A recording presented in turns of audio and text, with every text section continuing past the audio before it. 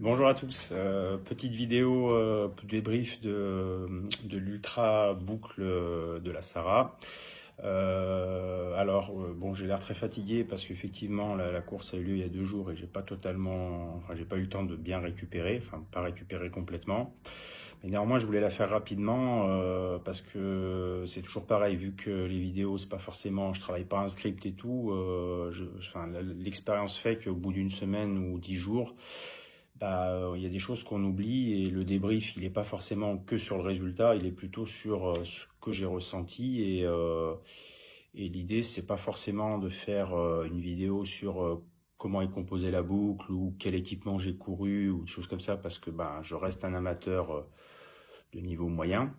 Par contre, cette course-là, c'est probablement celle que j'ai le mieux réussi, en sachant que depuis le début de l'année, il y a eu d'abord l'Ultra du Pays Waronnais où j'ai amélioré le temps sur le 82 de 2h30.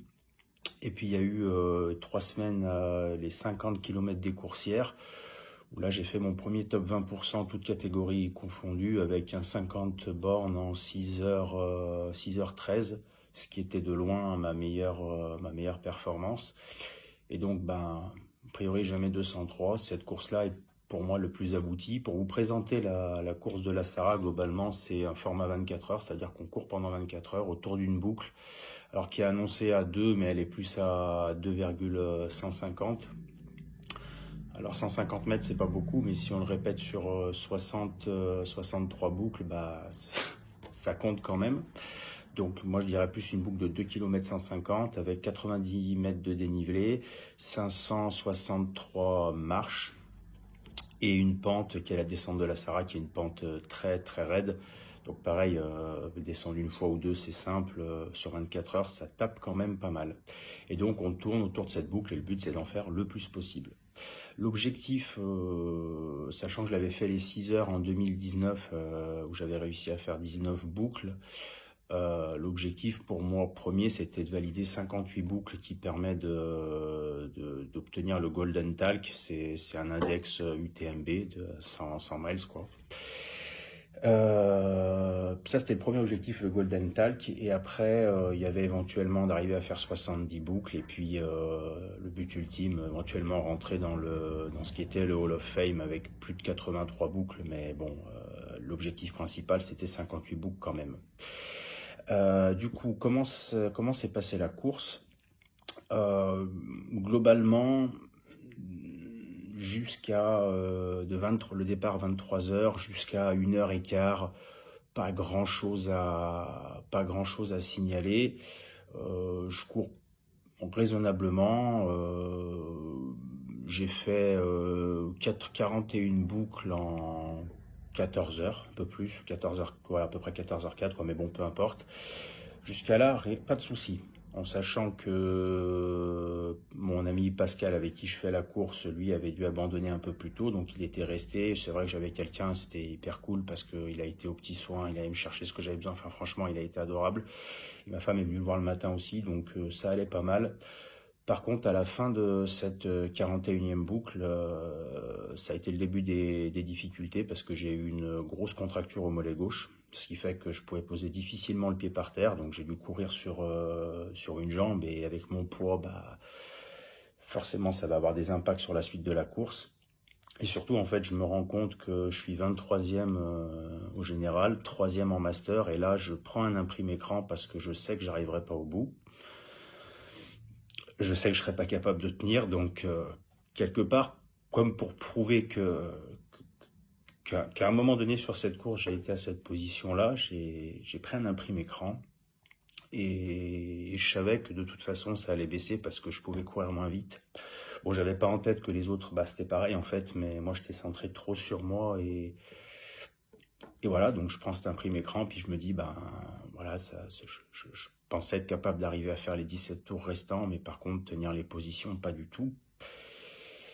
Et donc en gros pendant 3 heures, on a géré la contracture comme on a pu avec Pascal, d'abord avec du strap, mais c'était pas efficace. Après j'ai enlevé le manchon et j'ai mis le bas de compression Flitex, qui à la base était fait pour le genou, mais du coup m'a bien soulagé le mollet. Et puis surtout ce qui a fait la diff, c'est changement de chaussures. Alors là c'est pareil, j'ai couru J'ai couru cette course avec des Salomon Running. Alors le terrain était sec, donc c'était pas un problème. Par contre, j'avais fait, je sais pas moi, peut-être 30 bornes avec, ce qui est une connerie énorme. Mais bon, comme quoi on peut courir depuis 10 ans, 15 ans. Et enfin, une fois, j'avais oublié les flasques sur un trail, sur le trail de Paladru il y a 2 ans. J'étais allé sans les flasques. Et là, je change de chaussures. Je peux même pas vous expliquer pourquoi. Enfin bref, donc du coup, je remets celle que j'ai courue. Effectivement, ça m'a soulagé les douleurs. Et en gros, pendant trois heures, ça a tenu un peu comme ça. Et puis après, ce qui s'est passé, c'est que la cheville où j'ai eu une entorse, j'ai commencé à avoir vraiment mal. Vraiment très mal même. Mais on va dire contre toute attente. En fait, ma place, j'ai réussi à la tenir, la troisième place. Et puis même, j'ai réussi à grappiller la deuxième. Donc, je comprends pas trop parce que j'ai pas l'impression de courir vite. Mais bon, les autres sont émoussés aussi. Et en gros, entre 17 et 18 heures, ma femme arrive. Et puis, ben, voilà, l'objectif, c'est d'essayer de tenir le podium et d'essayer de tenir le podium. Ce qui, déjà, en soi, serait exceptionnel parce que ça ne m'est jamais arrivé. Et jusqu'à 21 heures, je fais le job. Je fais le job et au 58e tour, 21 heures, je passe premier. Alors là, c'est pareil, j'ai pas compris.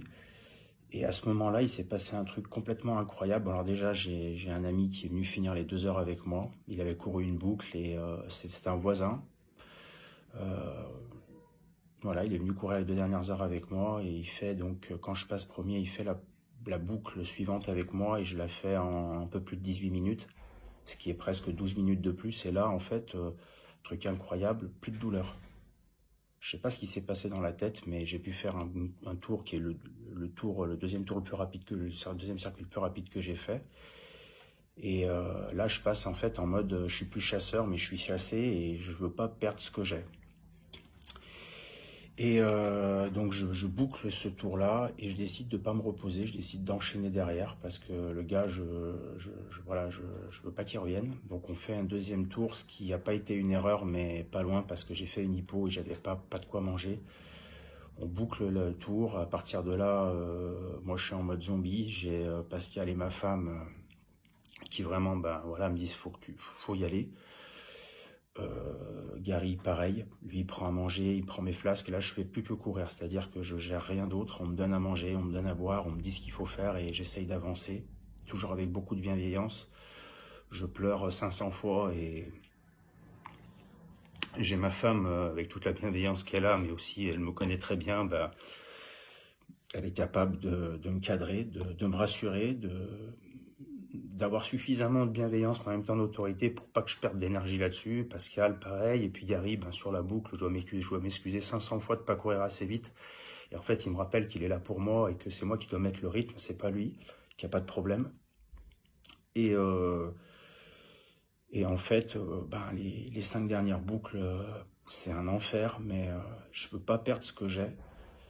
Et les 2 dernières, j'avais vraiment, alors ça, j'ai préféré pas regarder, mais je sentais bien qu'il y avait un hématome qui s'était créé sur le tibia, ce qui fait que j'avais une patate à la place de la cheville. Mais ce que j'ai dit à ma femme, et même à Pascal, parce que là, en gros, c'était de dire à un moment donné, si tu te fais vraiment très mal, bah, ça sert à rien. Et là, moi, je leur ai dit que je préférais, ouais, voilà, pour que j'abandonne, il fallait que je me casse la jambe ou que je puisse plus marcher, mais que c'était impossible d'abandonner. Je voulais pas revivre ce que j'avais vécu au Matisard.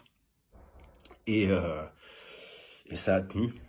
Alors le lendemain, c'était une autre histoire, mais jusqu'à la fin de la course, ça a tenu.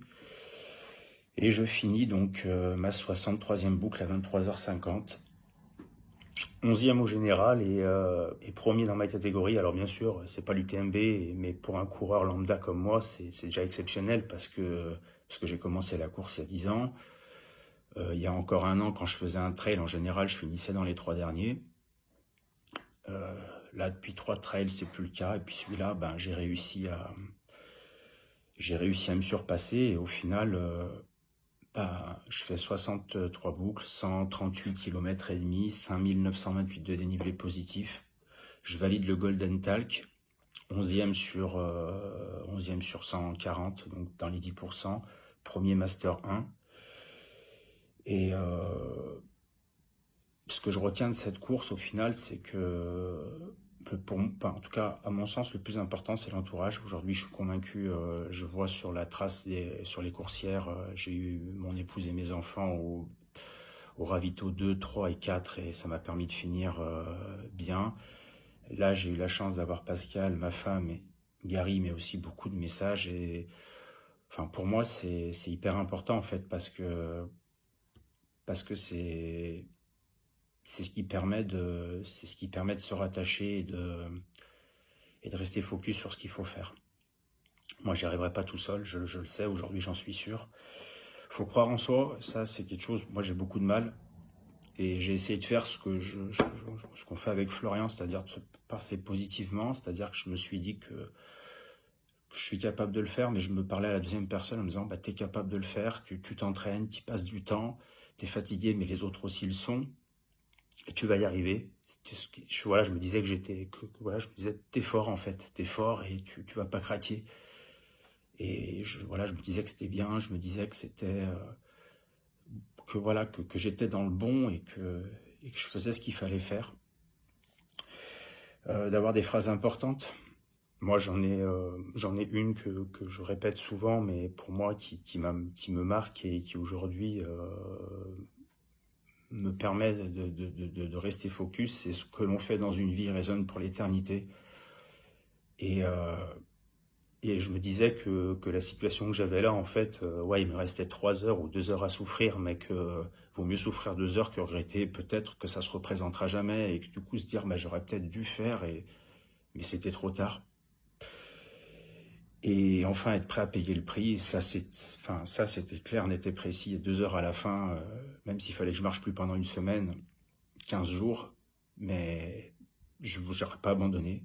Et j'étais conscient de ce qui se passait, donc c'est pour ça que le lendemain, quand je pouvais marcher difficilement, et aujourd'hui je suis allé au travail avec un hématome, voilà, pas de problème. Voilà, c'était le prix à payer. Il peut pas y avoir peut pas réussir à faire ça sans casse, mais je me rappelle avoir eu mal à la trace des maquisards avec un arrachement osseux. Là, j'ai pas forcément eu plus mal, mais le ressenti à la fin est pas le même. C'est-à-dire que là, je me sens fier. Alors, toute proportion gardée, hein, j'ai fini que 11e, mais malgré tout premier dans ma catégorie d'âge. Alors, c'est pas une course majeure, mais ça reste quand même une course difficile. Et bah, clairement, la trace des maquisards, je ne me voyais pas comment expliquer, par exemple, à mes enfants pourquoi j'avais abandonné, pourquoi j'avais pas été assez fort, pourquoi j'avais pas été assez résilient. Et là, ben, il y a des douleurs, mais ça en vaut la peine. Et je préfère 100 fois cette situation à celle des maquisards.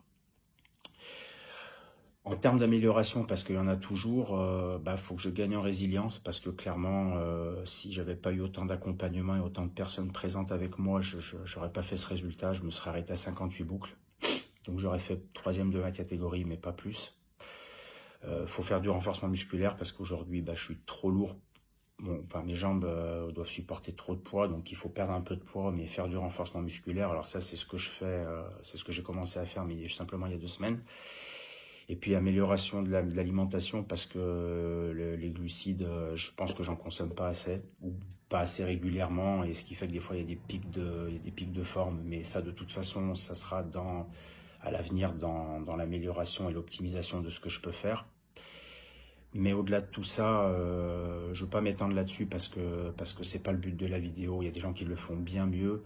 Ce que j'essaye de partager à travers ces vidéos, c'est pourquoi on fait ça, qu'est-ce qu'on ressent et qu'est-ce que ça nous apporte. Je vais terminer pour remercier bah déjà Pascal, parce que tu as pris du temps pour moi, et bah, je te remercie beaucoup. Ma femme, parce que bah, elle, elle me supporte dans tout ce que je fais, et, euh, et je suis content d'avoir pu réaliser ça en sa présence. Je sais pas si j'arriverai à le refaire, mais en tout cas, je l'ai fait une fois et ça, on n'enlèvera pas. Elle est toujours là, elle est passée 2 fois dans la course le matin quand ça allait bien, puis elle est restée le soir jusqu'à la fin, 5 ou 6 heures, donc merci. Merci parce que bah, sans toi, j'y serais pas arrivé, clairement. Yari, tu as couru 2 heures avec moi, franchement, merci du fond du cœur. Et puis, j'ai reçu enfin, voilà, beaucoup de textos, d'appels. Cyril, Pierre, Justine, Catherine, ils sont passés me voir. Fred, mes parents, Sandrine, Sophie. Enfin bref, j'en oublie parce que j'en ai eu vraiment beaucoup, mais je vous remercie du fond du cœur parce que même mon fils Nolan aussi, parce que quand vous êtes dans le mal et que vous recevez des encouragements, de l'amour, de l'affection, franchement, ça fait du bien, beaucoup de bien. Et c'est un des facteurs de la performance, enfin en tout cas dans mon fonctionnement, moi, c'est très très important. Et puis un remerciement spécial à Florian parce que toute la semaine d'avant, il était au championnat du monde, on communiquait, et puis moi je l'ai connu quand il avait 13 ans, au pôle, avec des yeux pleins de lumière du ping, son amour de ce sport, l'amour de l'entraînement, et puis je le revois à 25 ans, sur un podium au championnat du monde, médaille de bronze, c'est incroyable. Enfin non, pas incroyable, parce que je sais le travail qu'il fait, enfin ça fait 5 ans qu'on échange tous les jours, et je sais ce qu'il fait, donc c'est largement mérité, mais même une chauffe de fou, et aussi par rapport à ça, j'avais à cœur d'essayer de faire le mieux possible parce qu'on essaye de se tirer vers l'avant, on se booste, et ça c'est un cercle vertueux, et ouais, tu m'as mis une pêche de fou, et ça aussi ça m'a donné beaucoup de force pour me transcender et essayer de me mettre à mon niveau, à ton niveau, quoi. Essayer de, voilà, et je vous remercie à tous parce que entre guillemets, ce résultat, c'est plus grâce à vous que grâce à moi. Moi, effectivement, je suis capable de courir, mais tout ce qui est carburant, motivation et garder le fight, je le dois quand même beaucoup à l'entourage, et je me sens aujourd'hui hyper privilégié et chanceux d'avoir cet entourage-là. Je ne vais pas parler plus longtemps parce que la vidéo est déjà assez longue. Je vous remercie de l'avoir regardé pour ceux qui sont allés jusqu'au bout. N'hésitez comme d'habitude, hein, si vous pensez que c'est bien de partager, partagez, mettez un petit commentaire. Voilà, j'essaye de faire quelque chose le plus naturel possible, pas préparé. Il y a 2-3 lignes pour pas que j'oublie des choses, mais voilà, je voulais simplement vous faire mon témoignage 2-3 jours après à chaud de cette course à la fois incroyable mais très difficile. Prochaine échéance, alors l'Ultra 01, 170, 9000 mètres de dénivelé.